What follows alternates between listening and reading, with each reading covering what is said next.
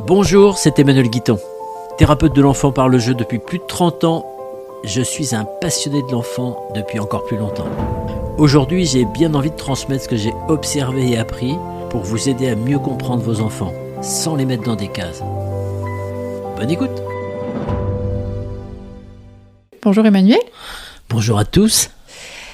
Donc le concept de ce podcast, Emmanuel, c'est que tu m'as gentiment donné tes petites notes, des remarques que tu t'es fait au fur et à mesure de ta carrière, et on va en piocher à chaque fois, on va en piocher une et puis tu vas nous l'expliquer. Dans cet épisode, Emmanuel, est-ce que tu peux nous expliquer pourquoi tu as envie de créer ce podcast ? Ça me plaît beaucoup parce que déjà c'est un vieux rêve de pouvoir expliquer à tous ceux qui ont envie d'entendre comment vivent les enfants. Parce que moi, c'était le chemin de ma vie, c'est de découvrir très tôt l'intérêt des enfants dans leur vie, qui n'est absolument pas celle qu'on suppose. Mmh. Oui, parce que tu me disais tout à l'heure que là, tu veux vraiment, dans ce podcast, te mettre du point de vue de l'enfant, que le parent apprenne, enfin que les parents, et pas que d'ailleurs, que tous ceux qui sont intéressés par les enfants apprennent à comprendre les enfants. Et c'est pas le thème de la parentalité, c'est vraiment le thème de l'enfance, en fait. C'est ça. C'est ça. C'est plus une découverte que des clés d'éducation ou des clés de savoir-être parent. C'est de comprendre bien comment vivent l'enfant, parce que chaque enfant est unique, de découvrir ce qu'on appelle un fonctionnement, ce qui est très moche comme mot, mais c'est le terme psychologique.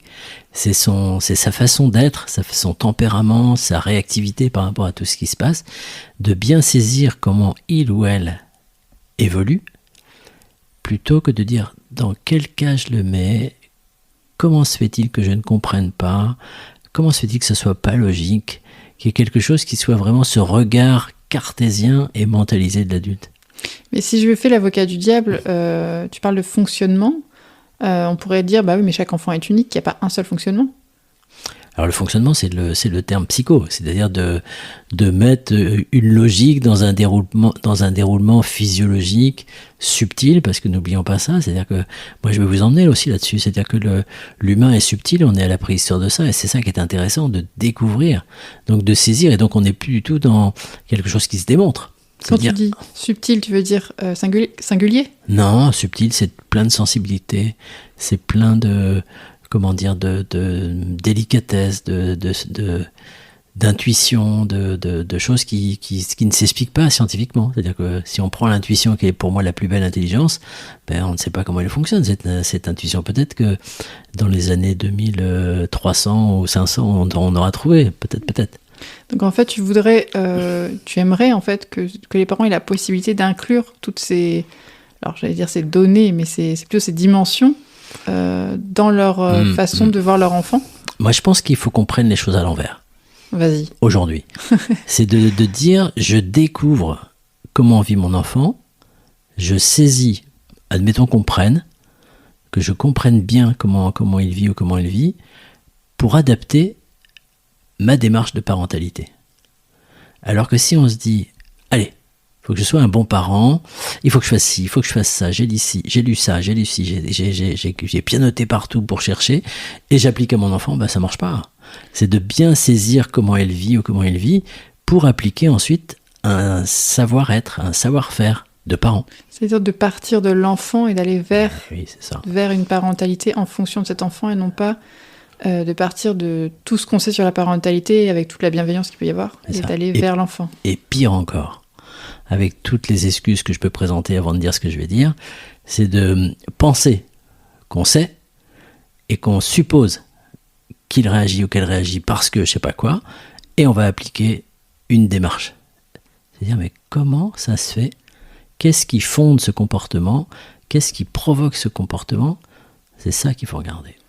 Et alors, quand tu dis ça, c'est quand tu dis qu'est-ce qui provoque ce comportement, on est d'accord qu'on n'est pas dans la théorie, du coup, c'est vraiment par rapport à cet enfant-là.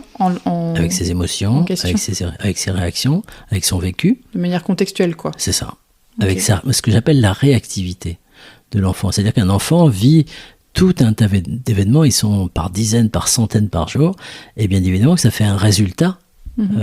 Sentiment, ça fait un résultat émotion, ça fait un résultat d'agissement, ça fait un résultat de réaction, et qu'on oublie de regarder. Combien de fois on a ce regard en disant, mais il est infernal.